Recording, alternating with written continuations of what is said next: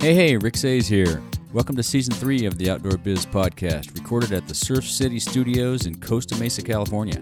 I have another great season of interviews with retailers, brand managers, athletes, executives, and others in the outdoor biz to share their stories, tips, advice, productivity tricks and hacks, and ideas you can use to take your career business to the next level. Today's podcast is brought to you by Creative Live. Start learning for free today with their amazing selection of on-air classes. With over 1,500 curated classes in photography and video, money and life, craft and maker, art and design, and music and audio, there is something for everyone. I've watched many of their on-air broadcasts for free, or buy a class and own the content for life. Go to theoutdoorbizpodcast.com/creativelive and start building creative skills from the world's top experts today. I had a great conversation with Darren Bush from Rutabaga the other day. He describes himself as a geek, but he is one very smart guy. Darren and I wander all over the map, from his academic chops to his purchase of Rutabaga and other enjoyable side trails along the way. My apologies for some of the sound issues, but you won't miss anything. Enjoy. Hey, Darren, welcome to the show. Thanks. Yeah, good to have you on. Good to be here. Yeah, good to have you on. You've been on my list for a while. How's it going today? Good? Oh, it's good. Life's always good. You got an easy living back there. You guys live in a beautiful spot. So were not in any of the flooding areas? No, we weren't. That was the far west side of town. We do have some issues with water levels. Our lake that the shop is on is at the highest level it's ever been. Wow. Luckily, our shop is higher than the test paddle area we have down behind. Oh, so that's good. but it's right up to the lawn, and the floating dock has a ramp up to it rather than a ramp down to it. Nice. Wow. That must have been interesting. What was that from? I don't remember seeing any storm. Of course, I'm out in the west. We don't see much of that. But was it just a rainstorm that rolled through? Thunderstorms? It was a rainstorm that stopped in one spot and spun around for half a day. Wow. Just the way the wind patterns went. We had 13 inches of rain in one spot. And we had, that's the west side of town. The east side of town, they had like 8. So it was just this one localized area that just got hammered. Interesting. So how does a guy who studied psychology, Italian language, literature, and statistics get into the outdoor retail? I gotta know that story. Well, a couple of things. I don't know what I want to be when I grow up. Yeah. And you're right.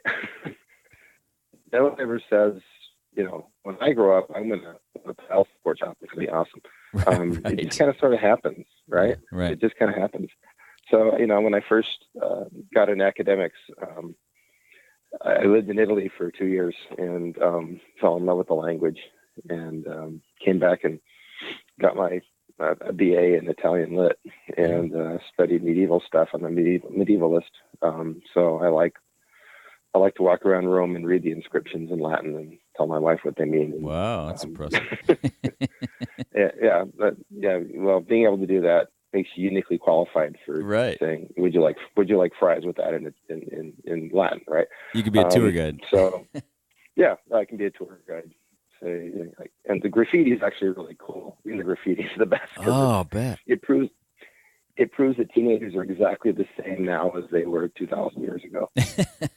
That's hilarious. Oh yeah, you can edit this out. Lucretia has big tits, right there.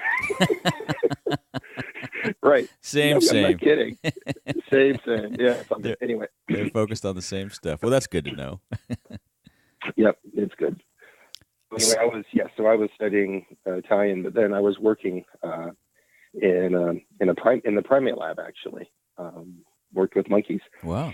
And so I was working with a researcher, and it was exciting to me enough that I thought, well, I'm just going to get a second degree at the same time. So then I got a BS in psychology, and I was basically working with monkeys and hormones and statistics to try and figure out how to make everything work. And we did some pretty cool research on depression fairly early on, before they had the current depression drugs. It was all pretty blunt instruments, tricyclics and things like that. But it was interesting. I'll bet. And then I went to graduate school. I had to choose between Italian and psychology for grad school. and I loved it.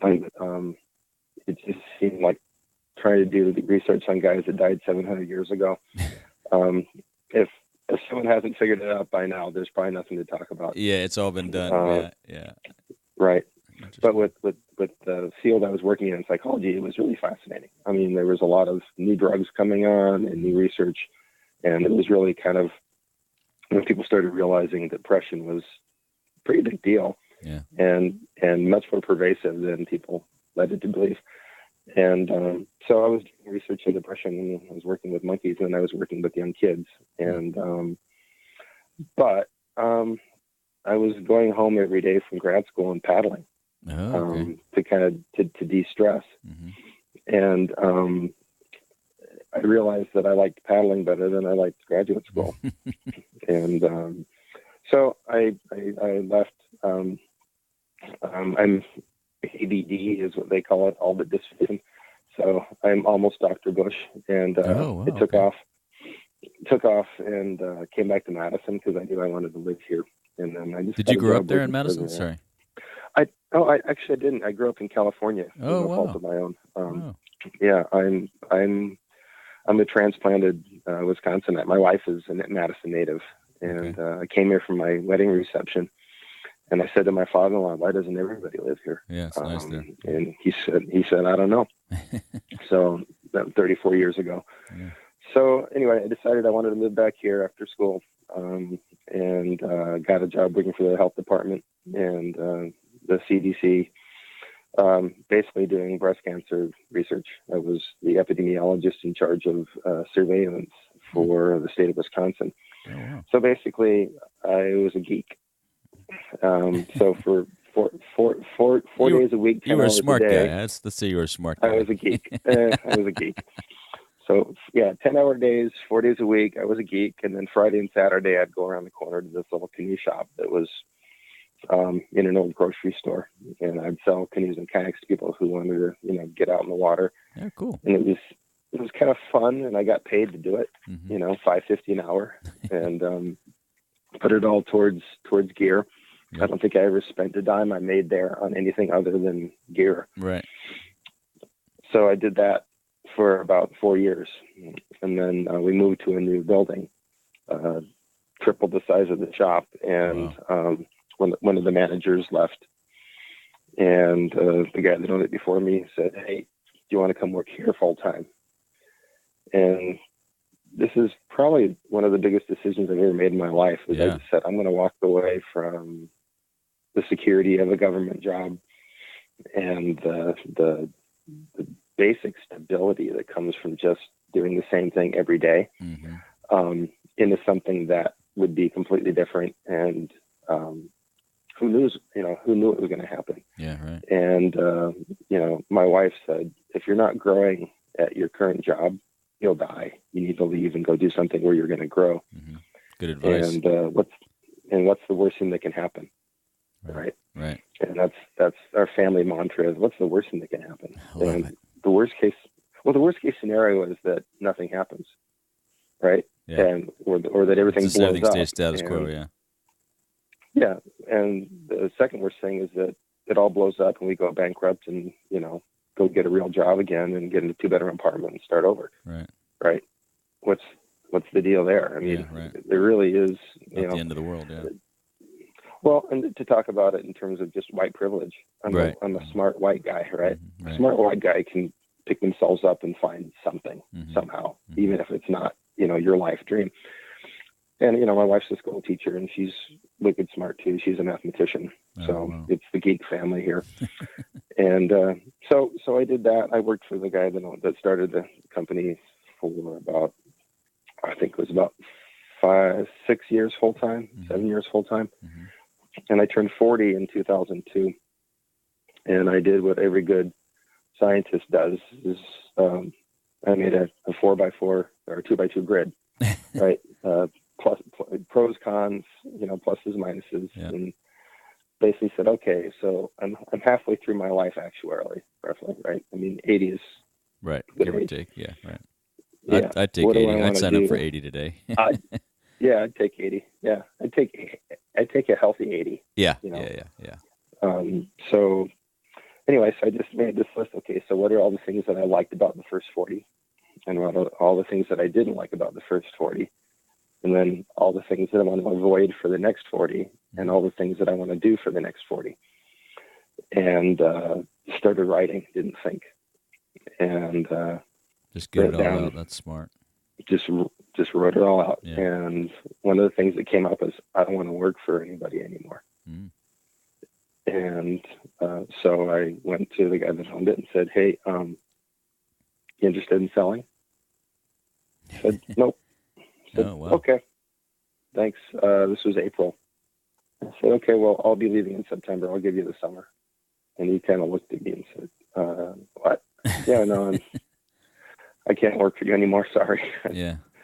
And he's like, okay, well, whatever. And then like 2 weeks later, I came in to work wearing a shirt and tie. Wow. It's like, well, what's going on? I said, I got a job interview today at Promega. It's a biotech company here in Madison. And he's like, oh. And later on, I, came back from the interview, took my tie off. And he's, can I talk to you for a second? Can I talk to you for a second? I'm like, sure. He's like, what's that all about? I said, I told you that I'm done in September. I got to find a job.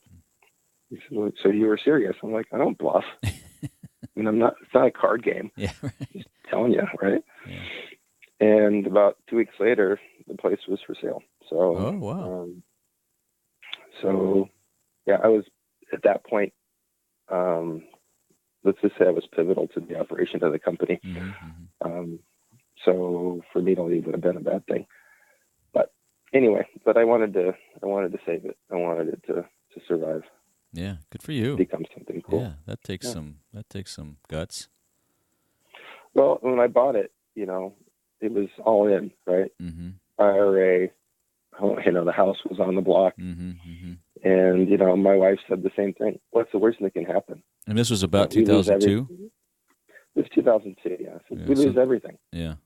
And that was kind of a tough economic time, because we're just coming out of, it's funny that we're recording this on 9/11, but we were just coming out of that. The economy wasn't doing great, so. Yeah, it was kind of rough. But then I bought it with a partner, a good guy, and he said, I'll give you 5 years, and then I'm done. I said, okay.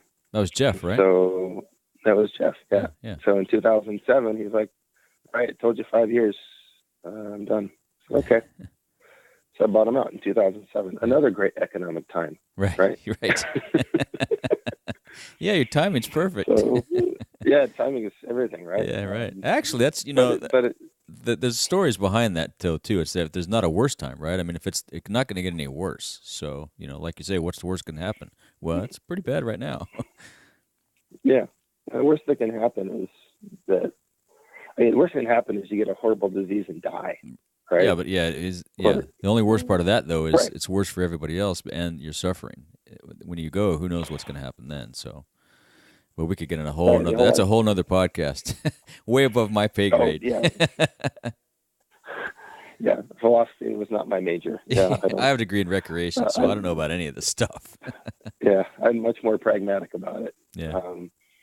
Yeah, it's like, and that family motto has served us well. And I had a friend who was suffering. His mother and father had passed away within about a year, and then his brother was sick, and he just said, I don't know what I'm going to do. And I said, well, what do you want to do? Yeah. Well, I really want to do this. I said, well, then do that. He said, well, what if this happens? I said, what's the worst thing that can happen? That you get what your brother got, and your parents are gone? I said, what do you think they want you to do? Right. Yeah. And he's like, what's the worst thing that can happen? So he sold his business. Right on. His wife is still not talking to me. Actually, she's actually delighted. She's coming around. They started over again. Yeah. Completely different thing. And he's happy. And he says, awesome. We're poor and it's awesome. And I said, hey, Yeah, money's not all it's cracked up to be, that's for sure. Well, it's funny. I grew up in Hollywood, and my dad worked with a fair number of movie stars, and one of them, Jack Lemmon, said, I've been rich and happy, and I've been poor and happy. I'll take rich and happy any day, but I'd rather be happy than unhappy, right? And so it's just, you have to have enough to eat. That's it, yeah. And everything after that's gravy. Yeah, exactly. Shelter and enough to eat, and you're good to go. And you can get that out of a tent if you have to. So, Yeah. So was that your first outdoor job, working at that shop?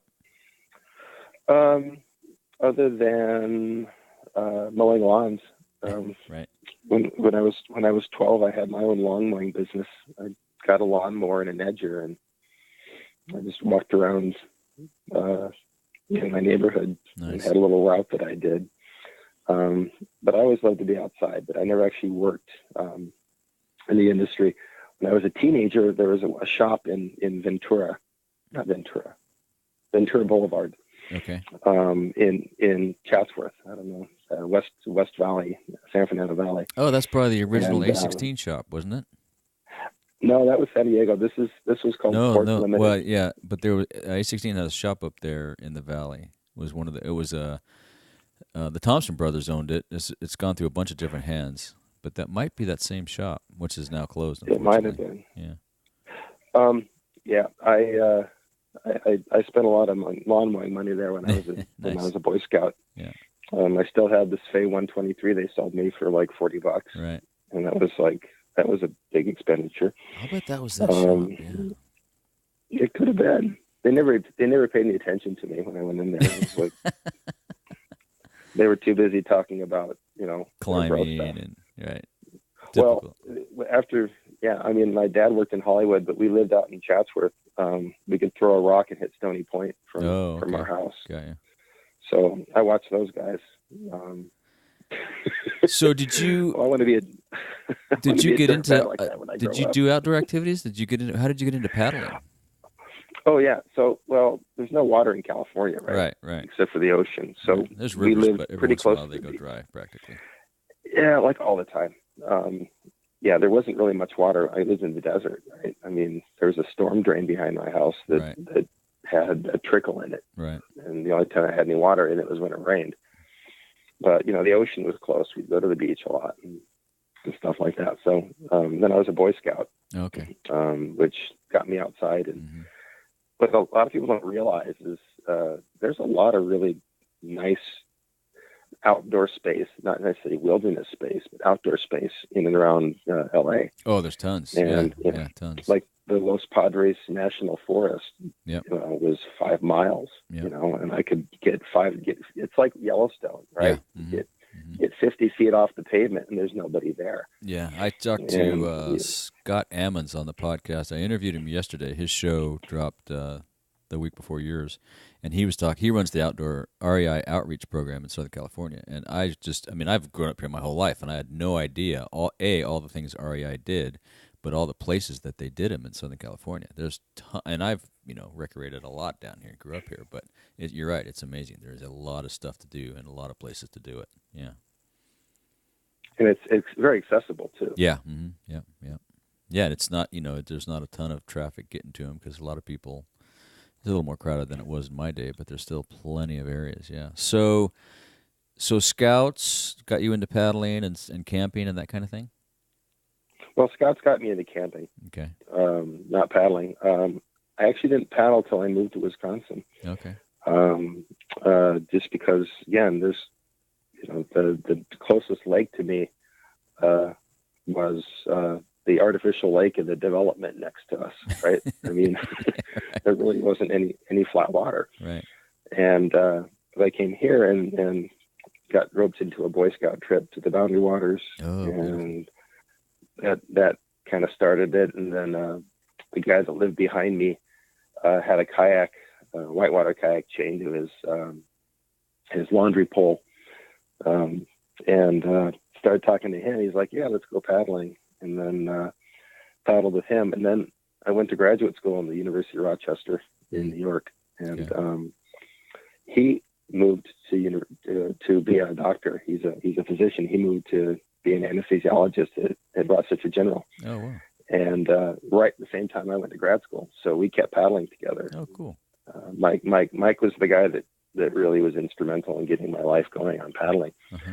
And just fell in love with it. And that started it. So when I moved back to Madison, I said, I'm gonna work in the paddle sports industry. Yeah. So you bought the shop, Rutabaga. Was it called Rutabaga then? I don't remember. Yep. Okay. It started off as Rutabaga Whitewater Supply. Okay. Yeah, I vaguely remember that. I think I was leaving Eagle Creek at the time you bought that. I'm not sure we sold anything to you guys before that. I don't remember, but it was a long time ago. So you built that into one of the premier shops in the U.S. I mean, it's a great, not only paddling store, but just a great outdoor store. Tell us about that journey. Well, first of all, I didn't build anything. We did. You and your team, correct? Right? Yeah. Yeah. The best advice I ever got was actually from Jeff, who said, hire smart people and then get out of the way. Let them do their thing. Let them do their thing. Yeah. And, they need a little bit of adjustment now and then, just a little touch. Say, hey, I might want to head back over this way. And Jeff always said it was like sailing, right? You do small corrections to the rudder. You don't just jump up and just grab it and yank it out of their hands and give it a big pry. Yeah, I read something yesterday that said if you just give them 30%, they'll figure out the rest.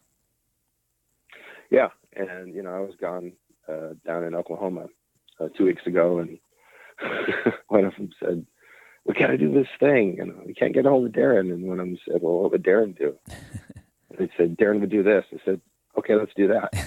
And they came back, and it's exactly what I would have done. Nice, right? Awesome, so, that's great. I mean, that's in 99% of the time, that's what they do. Yeah, that's perfect. Right? Yeah. They do what I ask them to do. If they do it, I would do anyway. So why should I mean? Yeah, why get in the way? I'm redundant, right? Yeah, why get in the way? I mean, I want to be gone. I'd like to be gone for a couple of years before anybody notices I'm missing. Right? Yeah. I mean, that's the sign of a successful business transition. Right. Is it just keeps running. Right. So what are some of the transitions that you guys made? Because you started at a rough economic time, and there's been a couple more since then. And as we'll talk about in a little bit, the game of retail has changed dramatically. How are some of the things that you input changed and evolved over the years? Oh, there's so many interesting questions about this. Give us the readers or the highlights or the Reader's Digest. The highlights, whichever you prefer. We haven't done anything amazing, and that's the thing is people think there's some sort of magic bullet that's going to make everything run well. And I mean, the truth is, if you are focused 100% on building a community and relationships with your customers, you'll be fine. Yeah. And I gave a talk at ISPO in Shanghai about this because I was talking to Dieter. Yeah. Mm-hmm. Dieter Trump. I was talking to Dieter about it, and he's like, the Chinese don't understand that yet. Yeah. They're still working on a commodity-based interchange, right? Mm-hmm. You give me money, I give you stuff, right? Mm-hmm. And there's always someone willing to do it for slightly less. Yeah, right? It's just transactional. Yeah. So it's all transactional, and this happens. I mean, it's pretty common, I think, in early capitalist societies, right? Mm-hmm. They just start, okay, well, I can do it cheaper, I can do it better, I can do it cheaper, I can do it better. And they just go back and forth, and there's this race to the bottom. And that happened in manufacturing. Mm-hmm. And then it happens in retail. And it's happening here in retail as well. I mean, the Walmart and Amazon sit and duke it out against each other for who's cheaper, right? Right, yeah.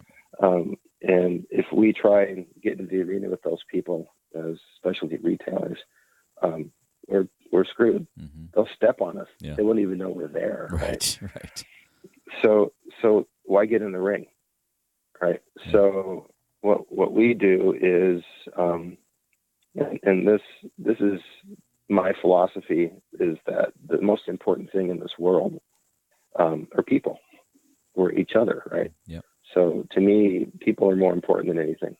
And, I count my riches are my friends, right? Yep. And everybody who walks in my shop is a person that I have a spiritual connection with already. Mm-hmm. And that's because they're also a human being. Mm-hmm. So I'm kind of a weird combination of, I'm a Mormon bishop and I'm a Buddhist, right? So those things are all kind of bizarre, but I mean it. We are all we have. Yeah. And so I try and love every single person that I come into contact with, and honor them as the being that they are, right? Mm-hmm. And that changes the way I live my life, right? So when a customer comes in the shop and they know that I care about them like that, they can feel it, right? This isn't a transaction. I'm not there to get as much as I can out of them. Right. I'm there to provide them with something that's wonderful. And, no one is ever worse off for spending more time outside, right? Right. So here they are. They made it there. So once they make it there, it's like, great, you're here. Awesome. How can we get you outside, right? How can we do this? And how can we help you come into our community, right? And, the Buddhist, term is the Sangha, right? The community, right. The spiritual community. And we try and create that same feeling in our shop and in the events we do. So the Door County Symposium we do, it's all about the community there. And Cornucopia, it's all about the community. So if there's no secret, if you look at customers as something to be mined, right? Yeah, Here comes somebody with money. I hope I can get all of it. Yeah. They know that. Yeah, they can smell that a mile away. Yeah. Yeah, exactly. And if you in a place where it's very much like that, and China's like that, right? There's this it's adversarial. It drives my wife crazy. She has to walk away when I'm talking to a street vendor or something like that. She's like, no, stop. I said, no, this is how it works here. Yeah. Okay. It doesn't work like that in my shop, right. but this is how it works here. Right. So it's just, I don't know. I'm saying a lot of things. Yeah, and I think what you said, I don't remember where I read this. It was either in a Facebook post or maybe in another interview you did somewhere, but it was about loving your customer, and I think that's the perfect sentiment because you got to at retail you have to have the basic blocking and tackling. I think that's the one thing that a lot of people are missing as well. But at the end of the day, if you have the basic blocking and tackling and you can handle the transaction, you have the right information, the right product. If you love the guy walking in your door, love your customer, and show him all the things first, he's going to buy. He's going to come back to you again and again and again because you're providing information and support and caring about him and all those things. If you're just in there to sell him stuff, that's what we're missing, I think, in a lot of shops. And I think the outdoor retail world has changed. We'll talk about that in a bit, but I think we're getting back to our roots because I worked at A16 many, many years ago, and that was it. We were just providing information. We were like guides on the floor, and people came back again and again and again. So I think that's the bottom line, is to love your customer. You said that a while back. That was beautiful.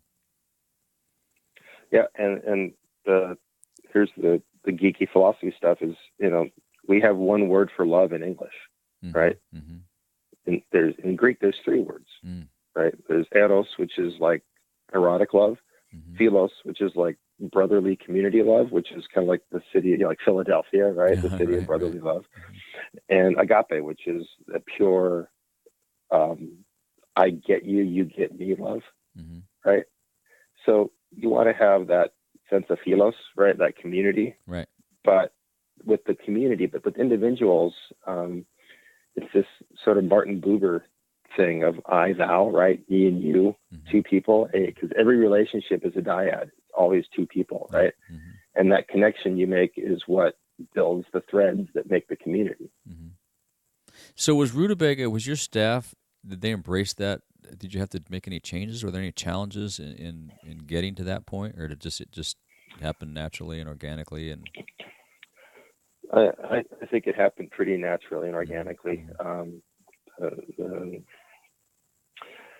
It's, I don't know. People always talk about leadership and say, "Oh, you're a great leader." So I don't look at it that way. I'm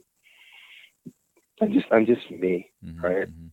And the staff know what I expect.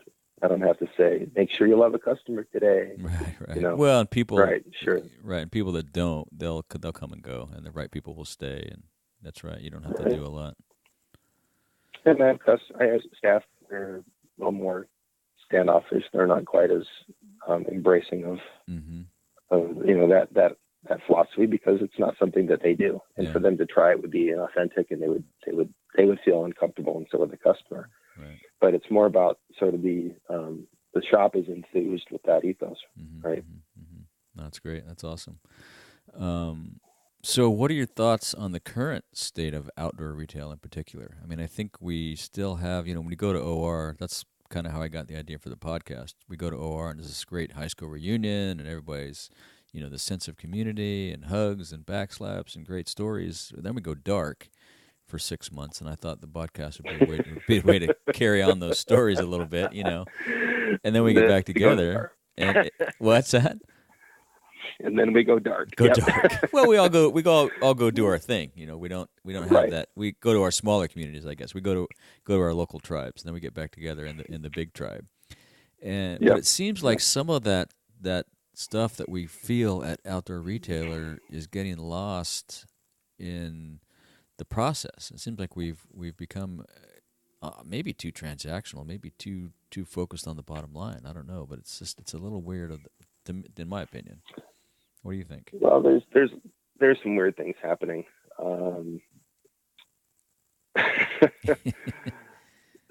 So not to pick on REI or anything, but let's pick on REI a little bit.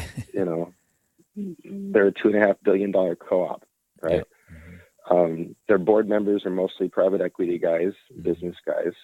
Their CEO used to sell really expensive purses and women's underwear, right? So, and Jerry's a good guy. Yeah. He's not a bad guy. He's a great guy. He's very effective at what he does. When I look at it as just objectively, I don't know what he's going to do after REI, but it could be women's purses and underwear again, right? So when I look at that, I look at, and of course there's exceptions, right? Yeah, and it's funny. It's when people come into the outdoor industry from the outside, they oftentimes, are changed, and so they don't go back to doing what they're doing. That's interesting. Well, I hope he does. Yeah. And there's people like that, like Travis Campbell at Smart Wool, right? Exactly, right. Yeah. He's an avid fly fisherman. Todd Spoleto, Wolverine, and there's you can be a brilliant CEO and a leader, but something's missing if you're not really in it. But like I think Camping World is a great example of what's going wrong. Okay. Okay. And here's why. It's not Camping World. It's Camping World Holdings Inc. Right. Okay. Holdings. Right. They sponsor NASCAR. Right. Okay. Camping World owns naming rights to a stadium. Yeah. Is there anything more antithetical to the outdoor experience? Yeah. And Camping World Holdings is owned by Lamonis and a private equity group made of former Goldman Sachs bankers. Okay, so tell me with a straight face, those people give a crap about the outdoor experience. Right. They might because they have to feel like they do. Yeah. But they don't. Yeah. And it's tricky. It's tough because you wonder if they're conflicted. Is Lamonis conflicted because he somehow does care? Because he seems like a nice guy. I've never met him. Yeah. Who knows, But you got to wonder, is he really conflicted about what he's doing, or is he really just acting the part and doing it and going to cash in and walk away? If he's conflicted, I think it's one of those brief moments when you look in the mirror shaving and go, yeah, am I doing the right thing? Yeah. Oh, wait. I'm going to go crawl in my Lexus and drive to work now, and then I'm going to spend the weekend on my 150-foot yacht. Right. So if they're conflicted, or like the other guy Paulson, who ran Goldman Sachs, and then he was I forget what his role in the government was. They say he's an avid birder, but that's great because he gets to bird on these great private properties. Have him go down to New Mexico and bird with the rest of us. Right. Yeah. No. It's the let me say this: the inequity in income is not just in terms of dollars; it's in terms of access, right. And it's in terms of sort of a spirituality. They worship money, and they worship power. And if you look at what's going on in our world right now, Travis Campbell doesn't worship money and power. Right. Travis Campbell just wants to make really good socks. Yeah, right? Yeah. He's a good man. Yeah. Travis Campbell wants to go catch his next big fish. That's what he wants to do. Exactly. Yeah. You know, and the same thing with Todd, and same thing with all these folks. Yeah. I mean, I was on the OIA board with a lot of these people. And Peter Metcalf and all those folks. They're good people that are skilled at a thing. And I heard a guy at an OIA rendezvous. Had to be 10, 12 years ago, 15 years ago, where he said, "Don't hire a skilled banker. Hire a good person who's skilled at banking." Oh, perfect. And don't hire a good lawyer. Hire a good person who's skilled in the law. Yeah. And there's a huge difference there. Yeah. So Travis Campbell is a good person who's skilled at business, right? So those people from Goldman Sachs, they're good. They're skilled business people. Yeah. Right. Right. So where do you think it's all going to? Because now I think we're in the early innings of this. A lot of these companies have been this new purchase by these big corporately traded companies, the VF machine and all that. It's still relatively new to the industry. Where do you think it's going to go? I mean, I love seeing what guys like you are doing and other small shops around the country. There's a handful of brands that are doing the same thing, but it's not the majority yet. Do you think we'll ever get to back to that point, like where we were, or are we just going to head down the path of other industries and it's going to? Well, I think all politics are local, and so is all retail, right? So will Amazon always have a place in this world? Yes. Yeah. Well, REI probably. Yeah. But REI is turning into LL Bean. That's where they're going. They're going to have everything labeled REI, and again, quality gear. Right. But they've changed.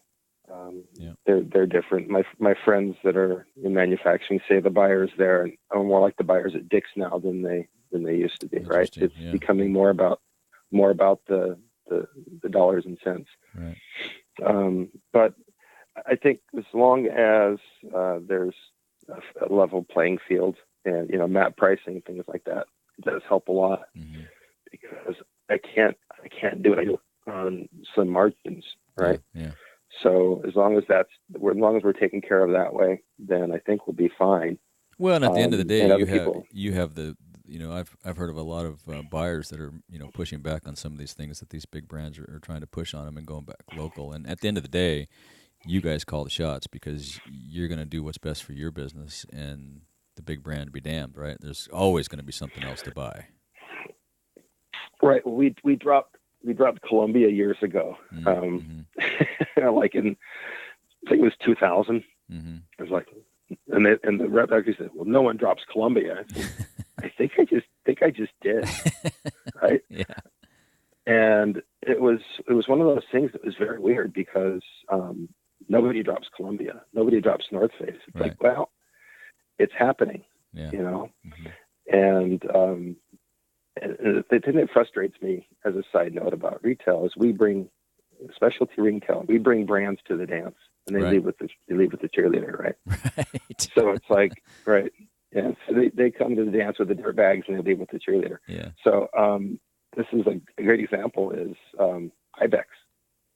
Ibex is nobody, right? We were one of the first Ibex dealers. And then it's like, oh, okay, we're going to sell a few other bigger boxes, and then they're on REI, and then we're going to go online. Then we're going to have our own concept shops, and then we're just going to go direct. And it's like, we brought you to the dance. We helped you build your brand, and now you're gone. Yeah. So, Icebreaker, kind of the same thing. That happens a lot, yeah.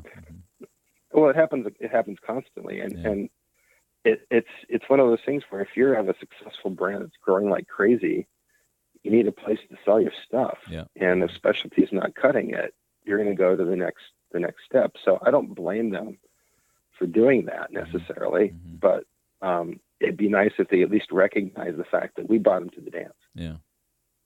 Yeah. And my concern about that direction is, I was talking to somebody over the weekend about it, is this whole concept of more, right? It's all about more, right? We want to sell more. We can't sell, we want to still sell to you, but we also are going to open a shop down the street because we need to sell more. And she was asking me about how do we change that? And I said, well, in my opinion, the Native Americans had the perfect concept. It's enough, right? At some point there's enough. Right. Everybody needs enough. Everybody doesn't need more. So what is enough?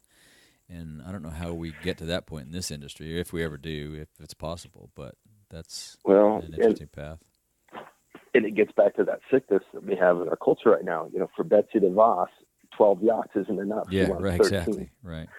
So, the thing is everybody points at her and says, that's a great example of, disgusting capitalist excess and whatever. It's like, if you've got 4 cars and you only have 2 drivers in the house, that's not really that different. Yeah. Right. Right.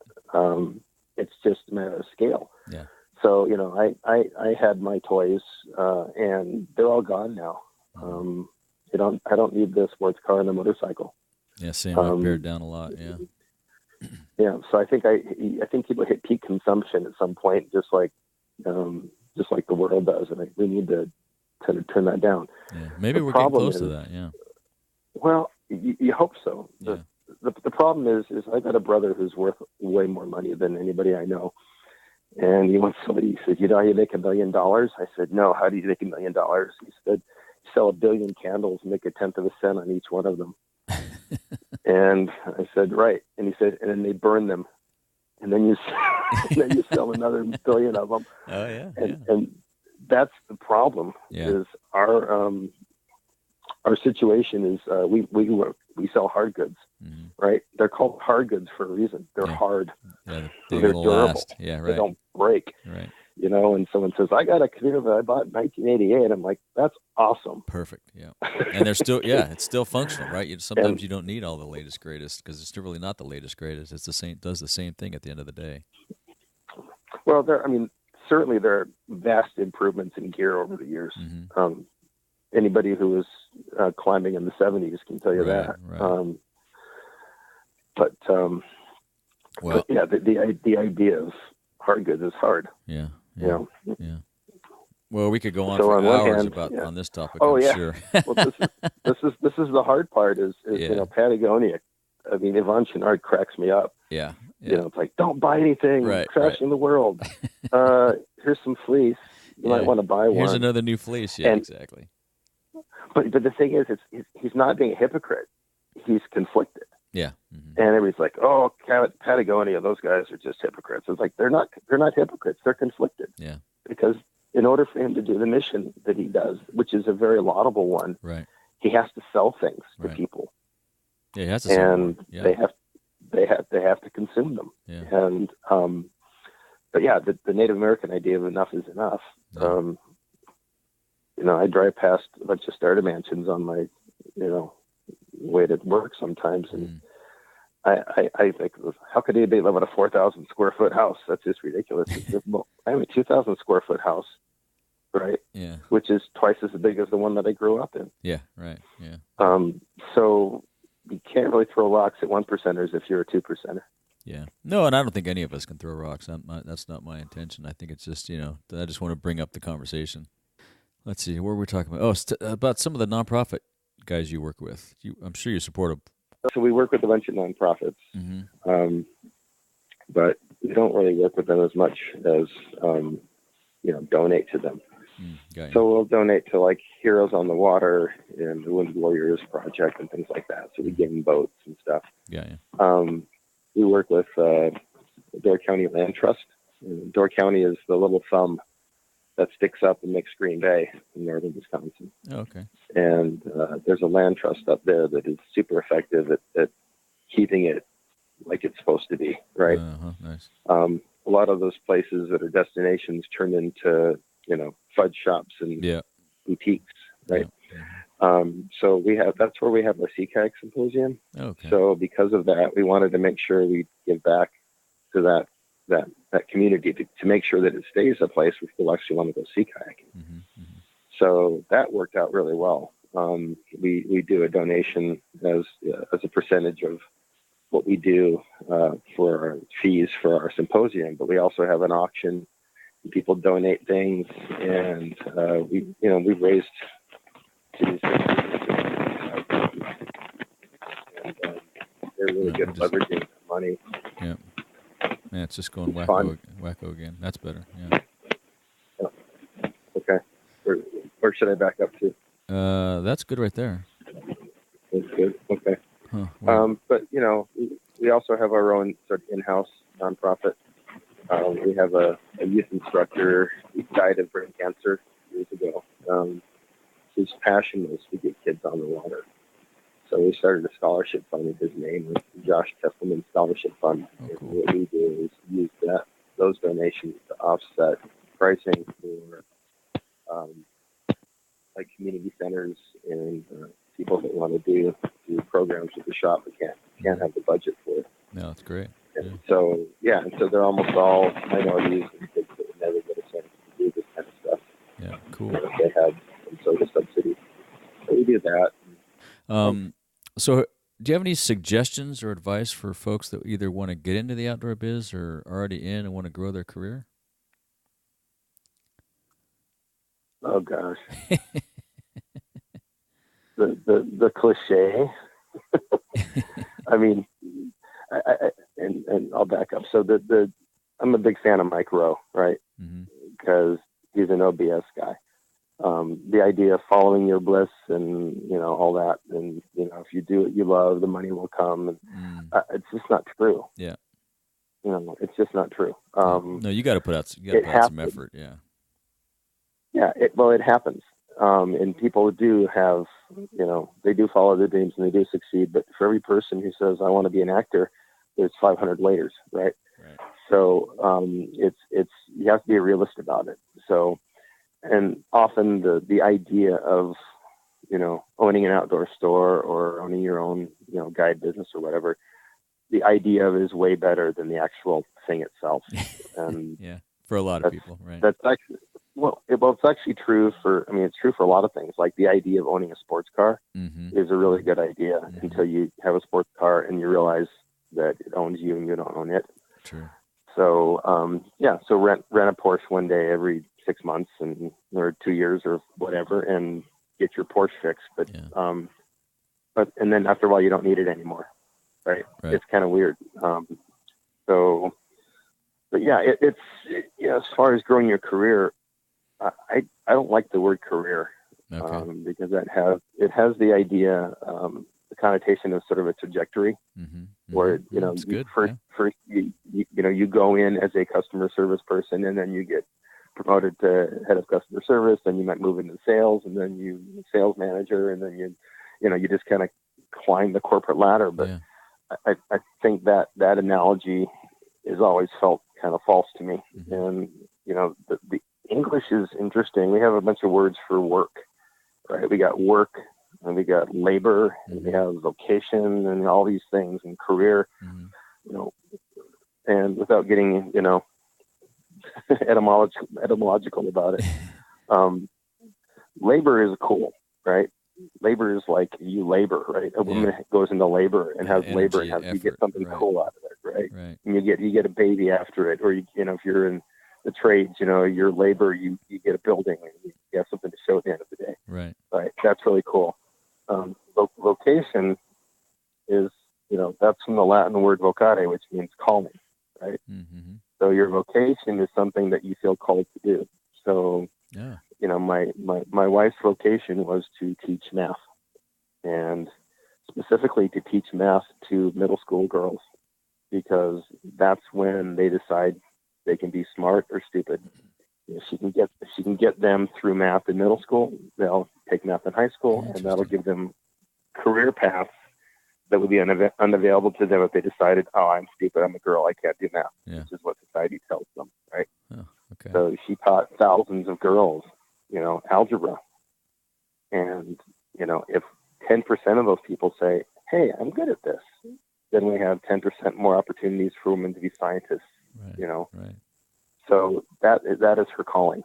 My calling is to get people outside, period. That's it. Now, right now, I'm using paddling as that mechanism. So when people say, what do you do for a living? I'm like, I create communities to get people outside. Right.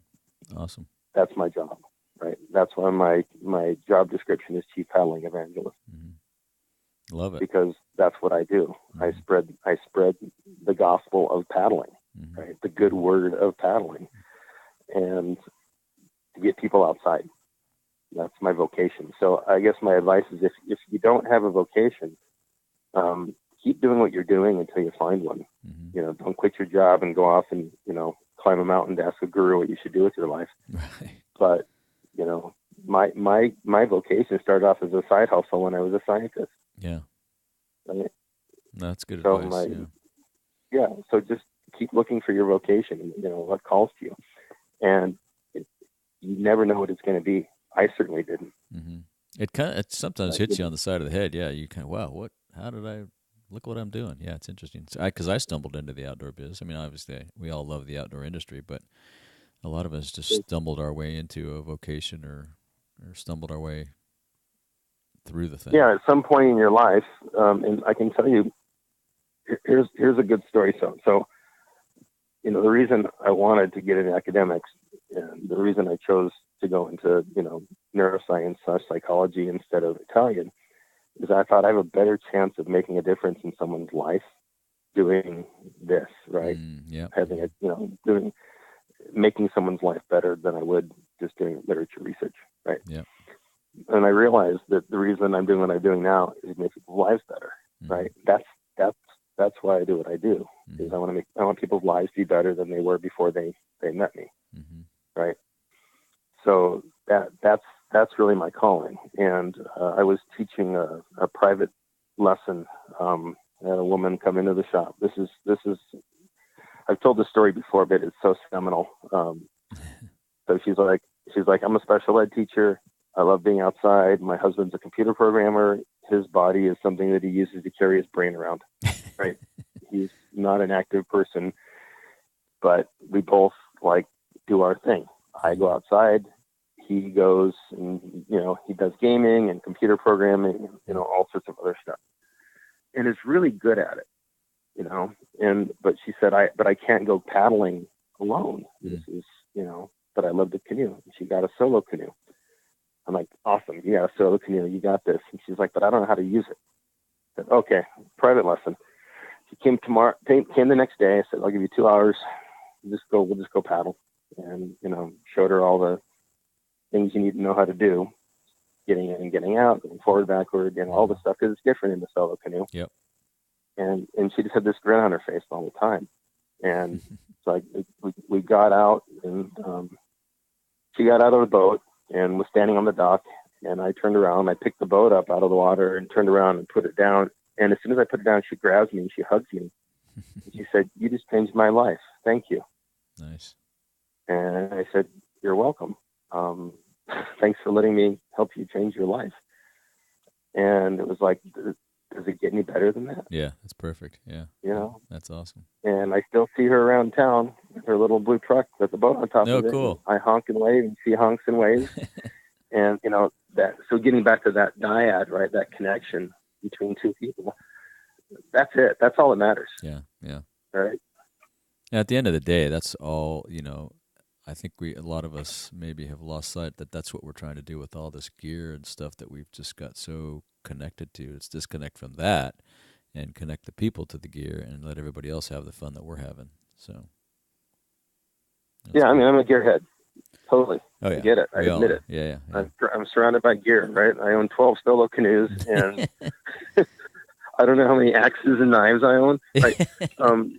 But it's like, if you're going to have a vice, having too many canoes is not right. You know, I mean, too many stoves is not a bad thing to do. Yeah, that's right. Yeah, and I ended up giving them away at some point, right? It's just, but I'm never giving away my Sway 123. I'll keep that one forever. There you go. Yep. So, as we wrap up here, how about a couple other questions? What are some of your favorite books, or do you have a favorite book that you give as a gift? A couple. Shop Class's Soulcraft is one of my favorites. And Matthew Crawford. And if you haven't read it, it's great. It's about a guy that we can all relate to, who gets his PhD from the University of Chicago in political science and goes to D.C. to work in a think tank and hates his life, and then quits and goes back to repairing motorcycles, because that's how he earned his way through school, was fixing things. Oh, okay. What was the title again? So, Shop Class as Soulcraft. Okay, guy. Well, and the whole thing is, the whole thing is all about, we've lost the idea of doing things with your hands is a good thing. Yeah. And it's like in this whole thing of smart kids go to college, dumb kids go to the trades. It's exactly wrong. In fact, it's exactly the opposite. So you've lost that. And one of the reasons I work with my hands a lot is because it fixes the part of my brain that isn't stimulated by intellectual work. Good. So we'll link to that. Is why my house is. I'll check that out. Yeah, I bet. Yeah, it's why my garage has boats in one side and a blacksmith and woodworking shop in the other. Yeah, very cool. Because I work all day and then I go and I work with my hands to, get that part of the brain. The other one is Sand County Almanac by Aldo Leopold. Yeah, great one. Yeah. Yeah, but it's the best book to give it to someone who thinks you're a crazy environmentalist. It's true. When you realize that being an environmentalist is just not breaking things, right? Yeah, right. Not destroying things, exactly. Right, that and Encounters with the Arch Druids, another good one by John McPhee. That's a good one too. That's a fantastic book. So yeah, those are three faves, and there's a whole bunch of other ones that are just sort of in the similar genre. Yeah. We'll link to those. How about a favorite piece of outdoor gear under $100?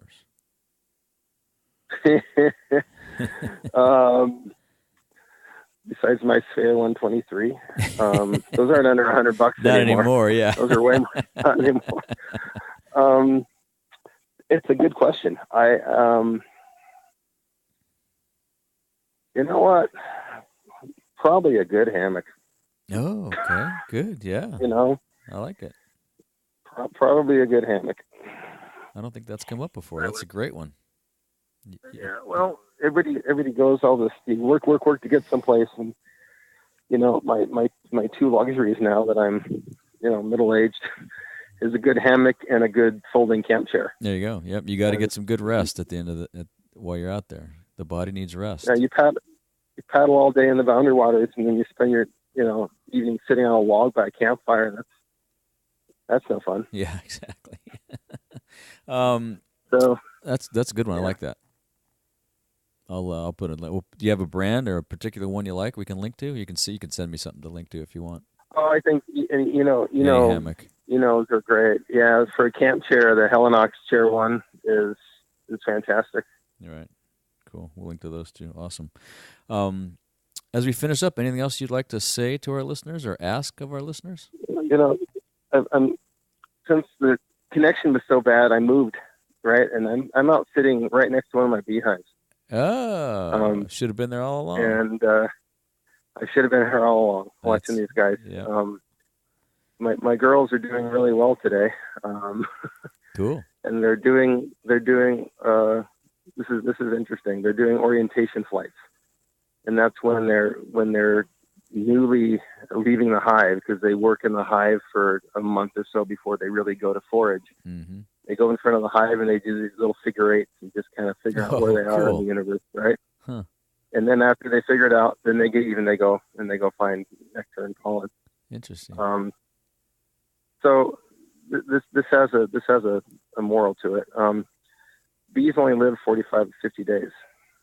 So in Wisconsin, we've got a time where we have to close the hive up and give them something to eat and just pray that they make it. Mm. But the bees that come out in the spring have never seen anything outside of a hive.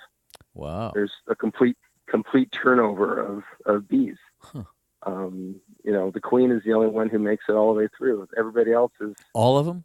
Every other one is all of them. Interesting. Every other bee will be dead by spring. Did not know that. And maybe even the second generation. So what we are really is we're a bee.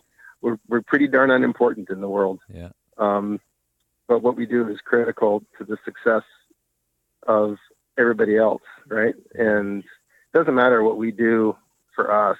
These bees are putting honey or putting nectar and pollen away for bees that'll be coming far later. Right. And they're not doing it for themselves. They're doing it for everybody else. The next generation. Right. Yeah, they're doing it for the next generation and the generation after that. And, they're just bees, right? There's no they're just doing their thing. They don't know that they're being noble, right? They're just being bees. And maybe if we were just humans, we'd be better too. Right. Right. No, that's good. That's good. That's a good way to wrap this up. If people want to follow up with you, how can they reach out? Find you on LinkedIn? Stop by the shop? Yeah. LinkedIn. Yeah. LinkedIn is it's Tinder for MBAs. I hate it. Yeah, no doubt. Yeah. But I'm Canoe Lover on all my social media. No surprise there. So I'm on Facebook, and I'm on Twitter, and cool. Mostly on Facebook and Instagram. Okay, we'll link to all that stuff. Yeah, great. Sure. Well, thanks, Darren. It's been awesome. I'll send you a picture of my bees. Yeah, send me a picture of the bees, a picture you want to use as a profile, and anything. I'll probably hit you up because some of these things that we talked about, I'll need links to, so I'll hit you up for that. But I appreciate the time. It's been great. I feel like it's fun. Thanks for the chat. I feel like we could talk for hours. Well, you need to come paddle. Yeah, exactly. That'd be great. I need to get back out there. Out. Yeah, just come out, and we'll, you and Brad and I can go for a paddle. Perfect. We'll do it. Awesome. And cool. If I don't see you before, I'll see you at OR. All right. Take care. All right. Thanks. See ya. Yep. Bye-bye. Bye. Another inspirational conversation. Thank you, Darren. I hope you were inspired and enjoyed that wide-ranging conversation with Darren Bush. You can follow up with Darren at Canoe Lover on all the socials and also find him on LinkedIn. You'll find links to everything we discussed in the show notes at theoutdoorbizpodcast.com/episode 135. Be sure to hit your favorite podcast app and subscribe today. Thanks for listening. I'd also like to take a minute and thank the Outdoor Biz podcast supporters on Patreon, Scott Oshman and Will Dawson. Thank you for your generous support of the Outdoor Biz podcast, and be sure to get your free hug next time we see each other. I'd love your support too. Please visit patreon.com/theoutdoorbizpodcast and sign up today. Thank you. Today's podcast is brought to you by Audible. I've used Audible for many years now. I'm on the road a lot, and Audible allows me to enjoy the great books I discover or are recommended by friends. Get a free audiobook download and 30-day free trial at www.audibletrial.com/theoutdoorbizpodcast. There are over 180,000 titles to choose from for your iPhone, Android, Kindle, or MP3 player. Start your 30-day free trial with Audible today. If you want more of the Outdoor Biz podcast, you can subscribe on iTunes, Stitcher, Spotify, or your favorite podcast app. Be sure to go to theoutdoorbizpodcast.com where you'll find all the links to the episodes, show notes, and much, much more. And be sure to make time to get outside and take someone with you.